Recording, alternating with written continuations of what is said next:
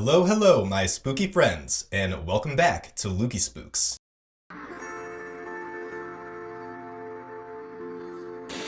If this is your first time here, my name is Luke, and I'm here to deliver to you all things strange, spooky, and spiritually suspicious.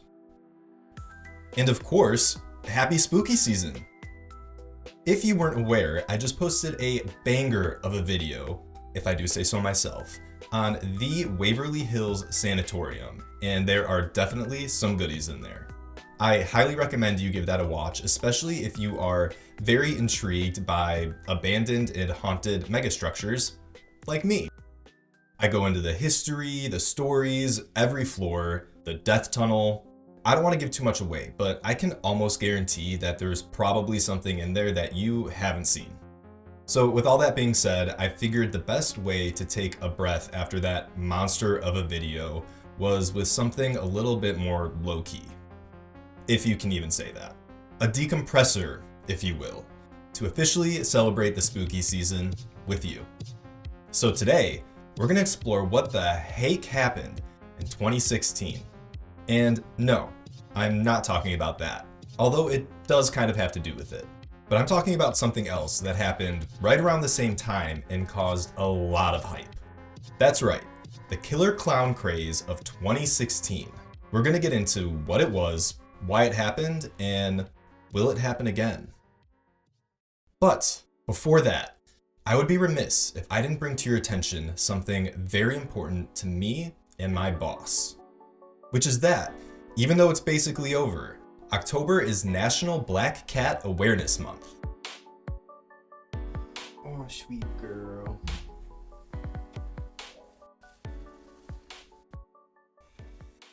This is my boss and my daughter, Sheba.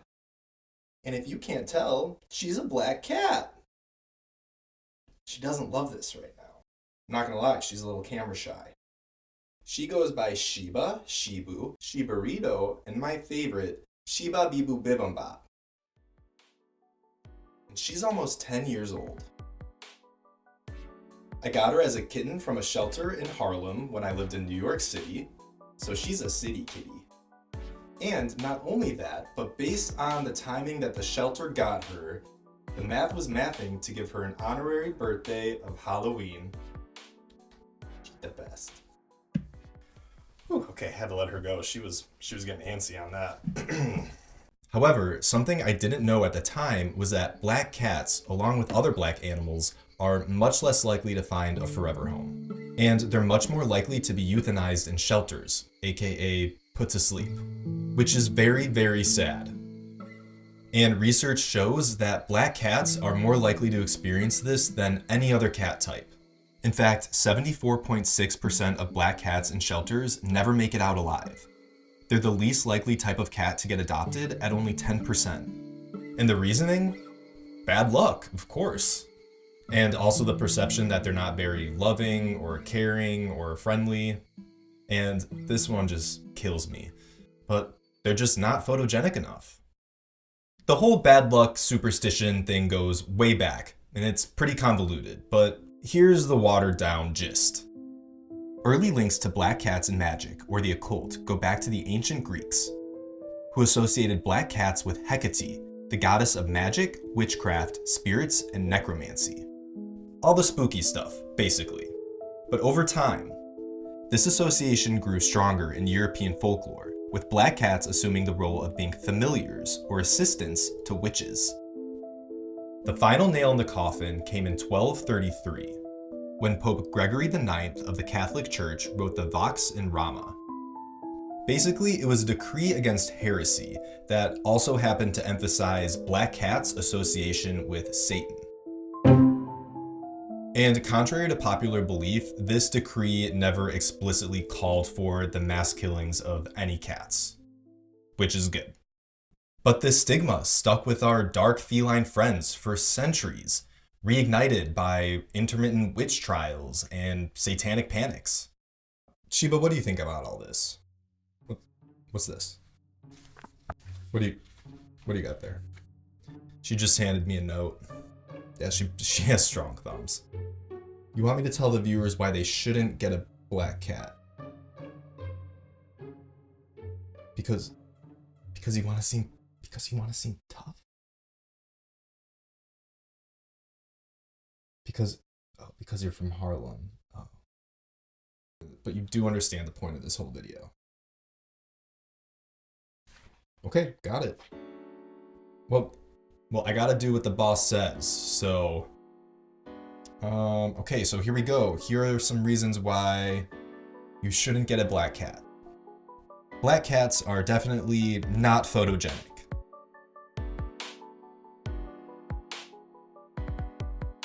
Black cats are definitely not friendly.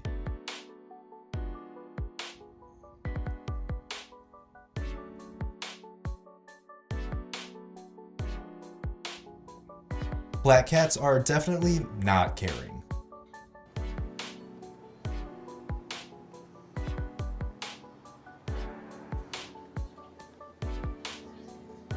Black cats are definitely way too smart for their own good.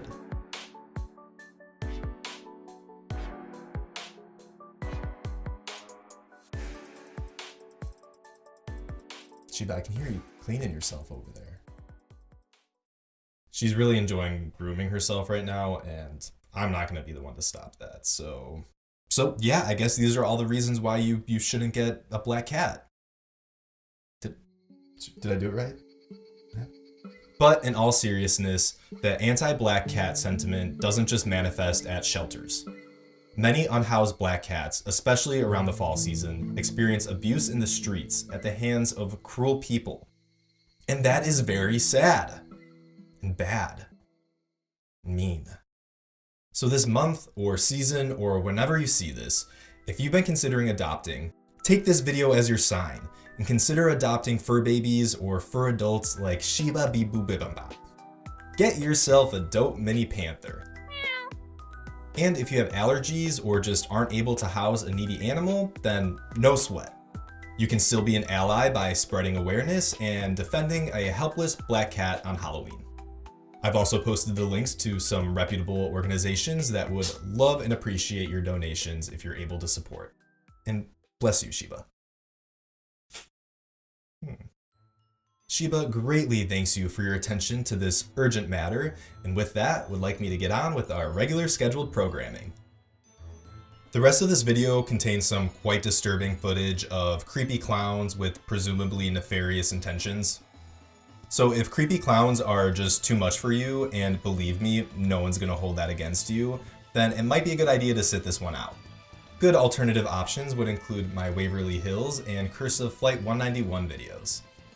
And with all that in mind, viewer discretion is advised. Some consider creepy, has been seen walking the streets at night in Green Bay, Wisconsin. Photos of the clown are going viral on social media. The clown is holding balloons. Towards the end of 2016, a rash of disturbing clown sightings started to overtake news headlines and monopolize social media feeds. It raised a lot of questions, caused a lot of fright, and spread like wildfire across the internet during a time of social and political unrest. The perfect combination for a good old-fashioned American panic. Now, I consider there to be two ground zero incidents for this clown craze, mainly based on their timing, but also the fact that each incident was of a different type, which would give us insight into the motives that would fuel future sightings. But these sightings and the panic that would come after didn't happen in a vacuum or without context. The presence and aversion of creepy clowns has pretty much been ingrained in our society. Coulrophobia, or the irrational fear of clowns, is a real thing. And killer clown panics happened well before 2016. Breakfast! I'm hungry! If you ask Benjamin Radford, a folklorist and author of 2016's Bad Clown, it's misleading to ask when clowns turn bad, because they were never really good. I mean, their existence and purpose seems somewhat ironic. Their colorful and exaggerated expressions are supposed to bring joy and laughter, especially to children. Joseph Campbell explains, however, why the result is just the opposite. Clowns deliberately exaggerate and cover the human face with paint, so as to make the face less human.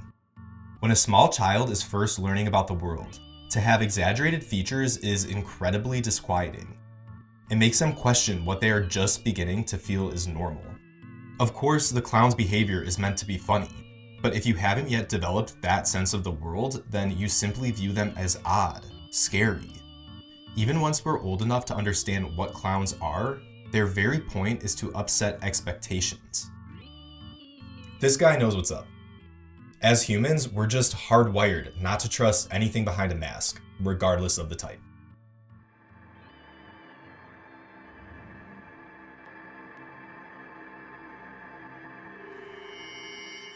Okay, well, what about evil clowns? Well, they do pop up here and there in the 19th century. But it really wasn't until the 1980s and 1990s, with the emergence of Stephen King's classic book and on-screen adaptation of It, that the creepy clown archetype gained infamy via the depiction of Pennywise the Dancing Clown. Just gross. Ugh. Anyone else with film-related PTSD from seeing this movie just way too young? Not to mention John Wayne Gacy. Yeah, the serial unaliver who unalived 33 boys and young men in the 1970s. That John Wayne Gacy? Well, if you didn't know, his favorite pastime was to dress up as Pogo the Clown and entertain the youth in his community at various events. Even though Gacy didn't use his clown persona to actually lure and harm his victims, it still wasn't a good look for the clowning community.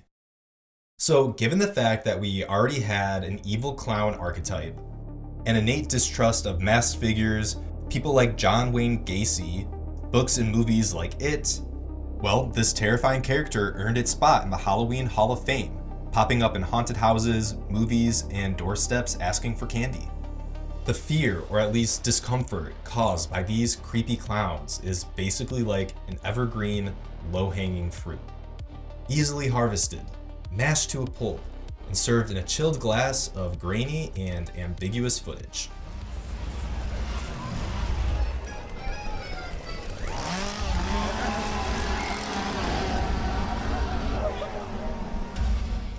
Before the 2016 clown craze, there were some isolated incidents that I do think are worth mentioning. In September and October of 2013, sightings of a creepy clown with the likeness of Pennywise from It began to spike in Northampton, England. It turned out that this was all part of an elaborate marketing strategy to promote a film school project, which we'll see as a theme. In March 2014, Matteo Moroni, who's associated with the YouTube channel DM Pranks, began dressing up as an evil clown and terrifying unsuspecting passerbys.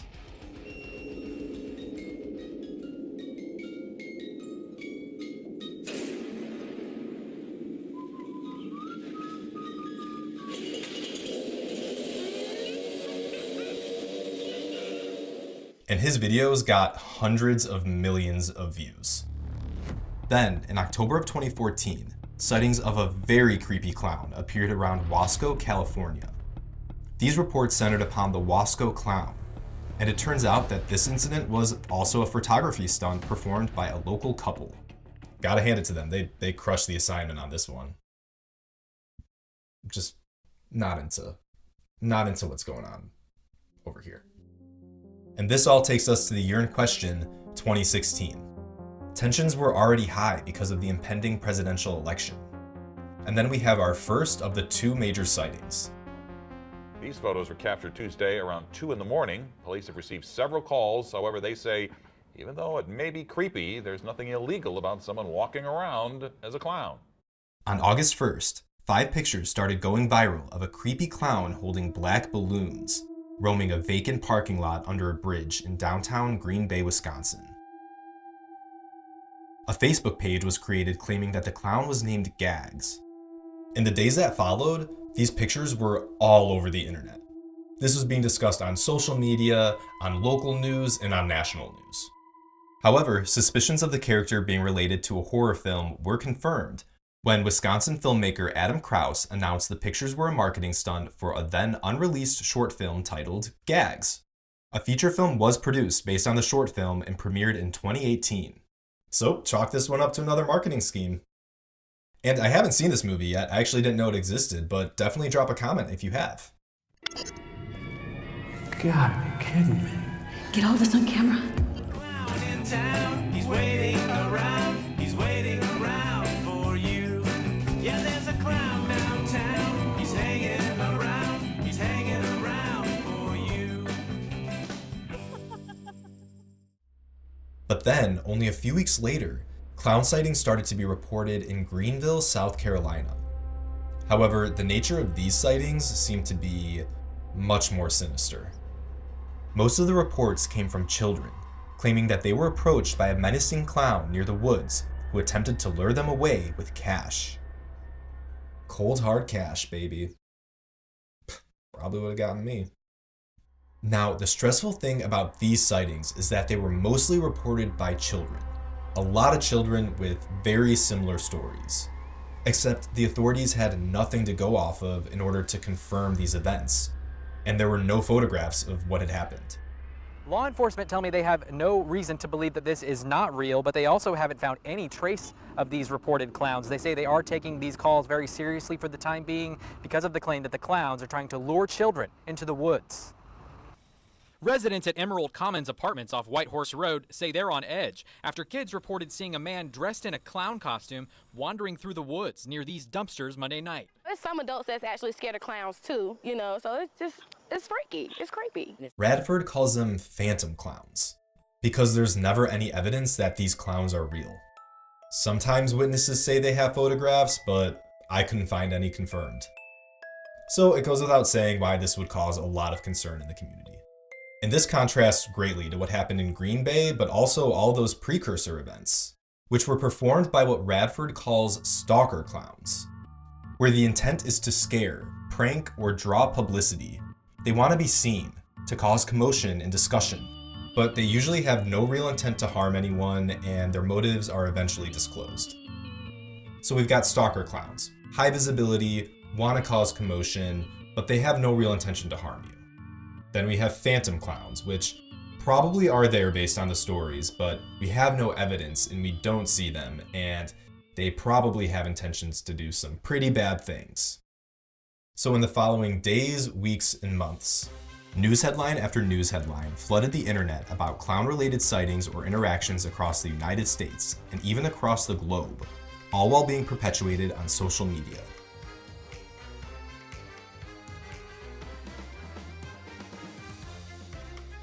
The scary part is that it was hard to tell which type of sighting was being experienced. Is this a prank or marketing stunt? Was that an attempted abduction? Is this clown actually trying to hurt me?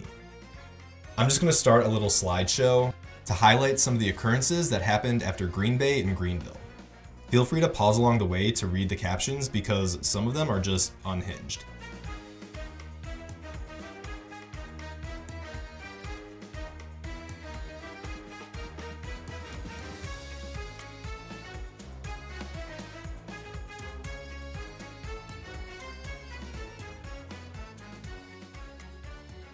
On October 11th, McDonald's had to make a statement that Ronald McDonald would be maintaining a lower profile during the heat of the craze. At first, I had no idea what this could mean, like how does a fictional character maintain a low profile? But upon further investigation, I learned that this just meant he would be limiting his appearances at public events. Fair enough, and probably for the best. Generally speaking though, these incidents never really led to much, although there were 12 arrests and it did result in 1 death. A 16-year-old boy in Pennsylvania was fatally stabbed while wearing a mask above his head during a dispute. So all of these random yet not random incidents just painted a very messy picture of clowns or clown posses trying to accomplish something. But what or why? Radford explains that these clown panics are nothing new and tend to spike during times of social uncertainty. So when they happened in the 80s, they popped up right alongside the Satanic Panic. Back in 2016, they conveniently sprouted up right before a major presidential election. So that definitely could be one part of it. Another major factor, if not the most important factor, was the role of news and social media. Because without them, well, you can't really have a widespread panic. If something goes viral on the internet, then the media may find that topic newsworthy and report on it, thus increasing its coverage and spread, and therefore validating more stories thereafter. And the role of the media in this clown panic was twofold. The fear and panic of clown sightings snowballed because of news and social media coverage. But at the same time, so did the likelihood that some impressionable person finally felt emboldened enough to don the clown attire themselves and join in on the shenanigans, which then gets reported on and the cycle continues.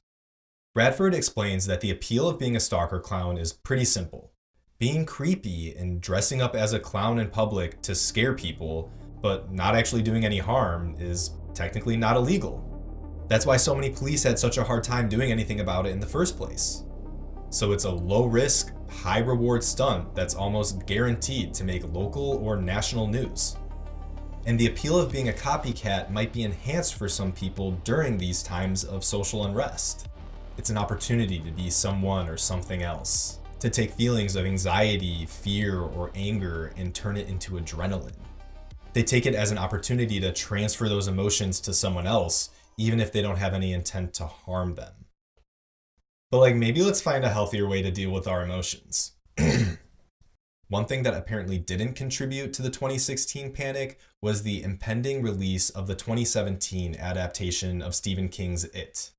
The filmmakers were adamant that this was not a marketing stunt for their movie. I don't know if I buy that. Okay, so then what? Well, it seems that a major turning point in the 2016 panic occurred when schools started to have to go on lockdown because of threats made by clowns. But also, police were quicker to implement preventative warnings, investigate reports, and issue arrests when able. In mid-October, Target pulled clown masks from its shelves, and multiple locations and institutions placed an outright ban on clown costumes. There was also talks of a clown purge that was supposed to happen on the eve of Halloween, but that never happened.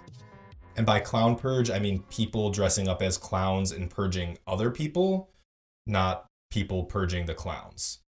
But it doesn't matter because it didn't happen. By the end of October of 2016, as these things tend to do, the craze seemed to fizzle out as fast as it had bubbled up. The question is, when will it happen again? According to Bradford's timing, we're overdue for one, but it will happen again.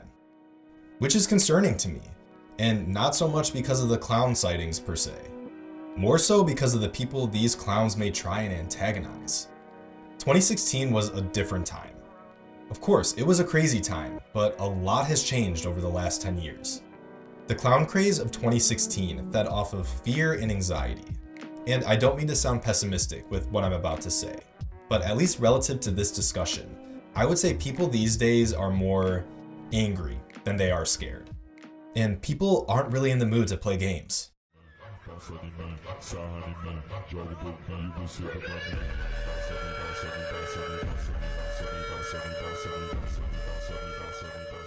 Now, you may have heard this, but apparently we're in the era of f*** around and find out. So you could put on that costume thinking it's all fun and games, but you don't really know who you're messing with on the other side of your mask. But it could be someone that just had a very bad day or a very short fuse. Or a firearm. That clown's gonna pop like one of those black balloons. After the Greenville sightings in 2016, people just got their guns and started shooting blindly into the woods. So students at Penn State and Michigan State created mobs for clown hunts. As one sociologist put it, it was a bad time to be a clown. So who knows what a clown panic would look like these days or hereafter. But honestly, I would fear more for the clowns. I would behoove you just to not participate. Watch this. The prankster, dressed as a clown, tries to scare a man walking by, but the man is not having it. He pulls out a gun and pistol whips the prankster. All right, gang, that will officially do it for us tonight. Thanks for joining me on this Halloween mini special. I officially have 27 subscribers at the time of filming this, so I just want to take the time to thank each and every one of you for your support. Please do drop a comment, like, subscribe, all those goodies. What do you think about the clowns? Do clowns scare you? Do you remember this whole thing? Have you ever witnessed a clown sighting? What would you do if you did? I would run away so fast. Experts do urge you to remove yourself from the situation, so yeah. Well, anyway, I would love to hear from you. And Sheba would be eternally grateful. It's like, it's all she wants. Well, that and for you to go adopt your own very cool black cat. Thank you again so much. Happy spooky season. Happy Black Cat Awareness Month. Avoid creepy killer clowns at all costs. And as always, stay safe and stay spooky.